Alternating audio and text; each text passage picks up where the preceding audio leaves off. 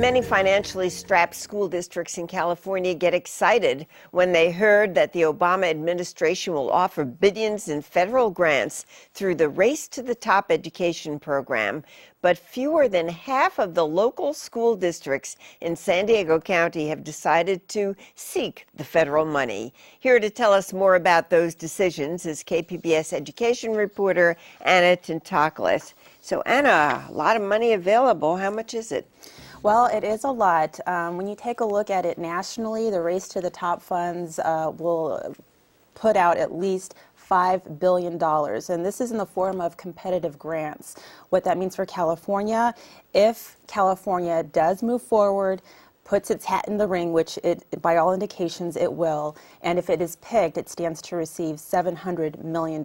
So that's how much money we're talking about. But there are some requirements, aren't there, that the school districts have to agree to get the money? What are they? Absolutely. So the federal government is dangling all this money in front of states and school districts, but they say, you know, if you want this money, you have to take on some major education reforms. So those reforms are very controversial. Teachers' unions don't necessarily like these changes. So some of the provisions are that you have to change the way you evaluate your teachers. So the idea is that you will link teacher evaluations to student test scores. And of course, teachers don't like that. They say there's other factors that feed into a student's performance. Another provision is that state officials can go into a struggling school and fire almost the entire staff, remove the principal, and put in new people.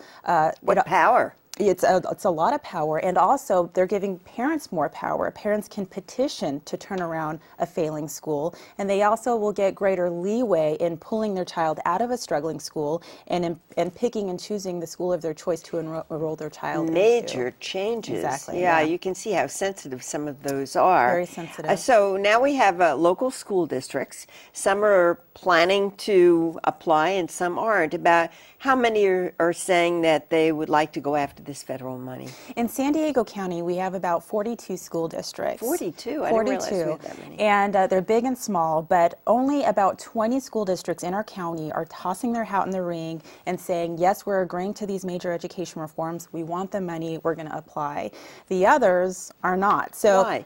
Well, and there's a lot of reasons for that. I think a lot of education officials who don't want this money don't like the reforms that are attached to it, plain and simple. I think that's one of the big issues. But also, they say there's a lot of strings attached to this money, and those strings are not even really clearly defined yet. They don't know how these reforms will impact their school districts in the long run.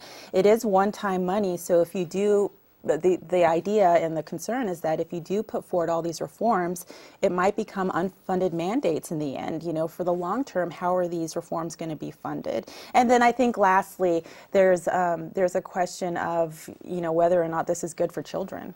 Well, you know, one of the things that I found interesting is that San Diego Unified is the only big school district in California that won't go after this first batch of money. Are there reasons similar to the other reasons, you know, some sensitivity about the reforms that are being required? Yeah, well, so when you took a look at all the school districts in the state that are interested in getting this money and taking on the reforms, it was quite apparent that San Diego Unified was missing from that list. San Diego Unified is the second largest school district in the state.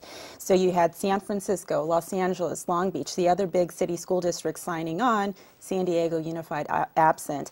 And they haven't really, you know, they haven't had a news conference to say this is why we're sitting out. They haven't really had a meeting to say these are our reasons, and so they are getting some backlash.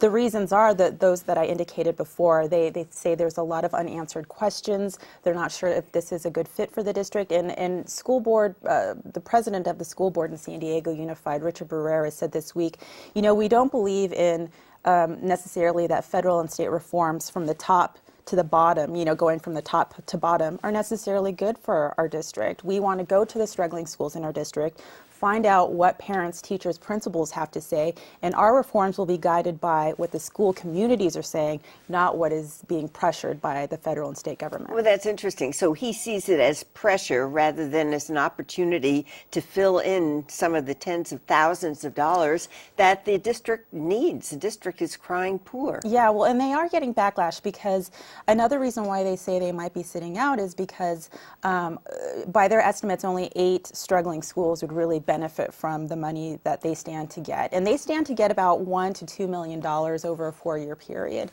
And about 2,500 students go to these 8 struggling schools. And so their argument is that there's not enough schools that could benefit from this money.